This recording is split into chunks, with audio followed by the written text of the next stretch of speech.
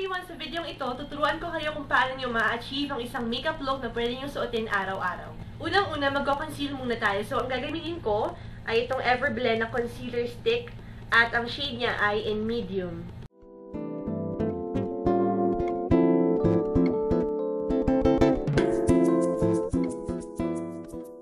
Ngayon, maglalagay tayo ng foundation at ang gagamitin ko ay ang Everblend Pro Flawless Foundation. At ang shade nito ay nasa beige.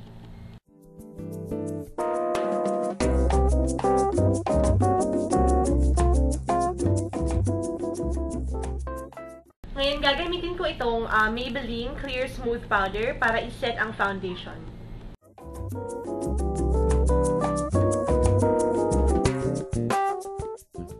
Ang susunod ay kilay, so gagamitin ko itong Nichido Minerals Precise Eye Pencil.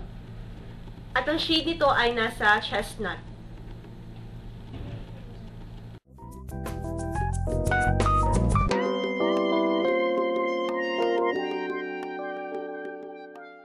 Ang susunod ay eyeshadow. So, gagamitin natin itong Everblend na Advanced Glitter Eyeshadow. At ang shade nito ay nasa luscious pink. So, ilalagay natin itong eyeshadow na ito sa buong area ng ating mata.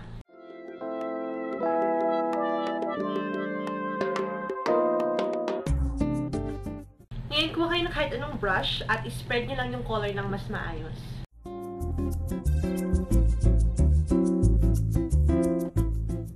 Sunod, kuha kayo ng kahit anong brown na eyeshadow. Ang gagamitin ko lang ay itong two-way cake galing kay Fanny Serrano. So, itong kulay na ito, ilalagay siya sa crease ninyo.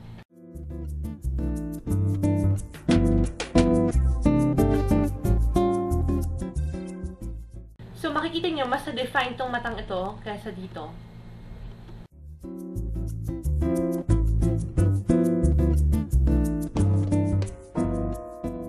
Gagamitin ko ulit yung Nichidong pencil na ginamit ko para sa kilay ko at lilinyahan ko yung lower lash line.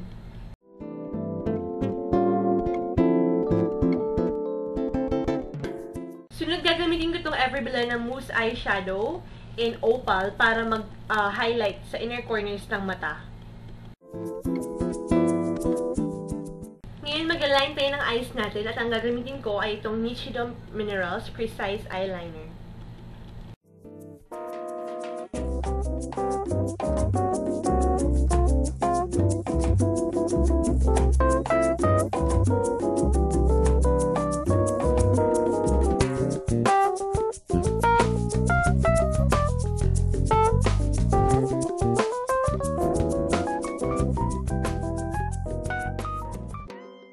Ngayon, mag-curl tayo ng lashes natin.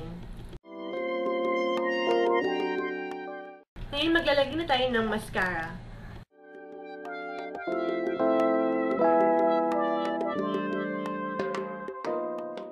Ngayon, tapos na tayo sa ating mga mata. Maglalagay tayo ng blush. At ang gagamitin ko ay itong Nichido Mousse Blush in Pink Champagne.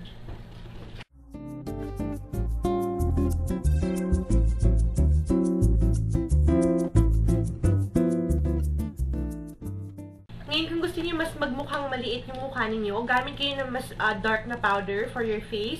Ang gagamitin ko ulit yung Fanny Serrano Two-Way Cake in Russia.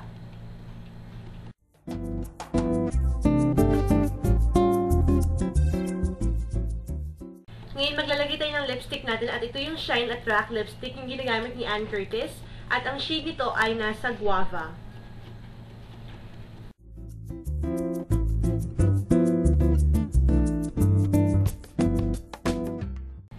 Tapos na tayo sa ating everyday makeup look. Sobrang dali lang yung gawin. Naku, dahil hindi mo kailangan ng mahal na makeup. Kasi ang lahat ng ginamit ko dito ay drugstore makeup. So, makikita siya sa mga Watsons, sa mga SM department store, sa mga Robinsons.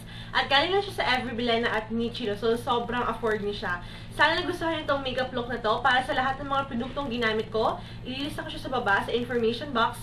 At sana makita ko to kayo sa susunod kong video. Ngayon, gagamitin ko itong, eye pencil. Hi everyone! So, ito na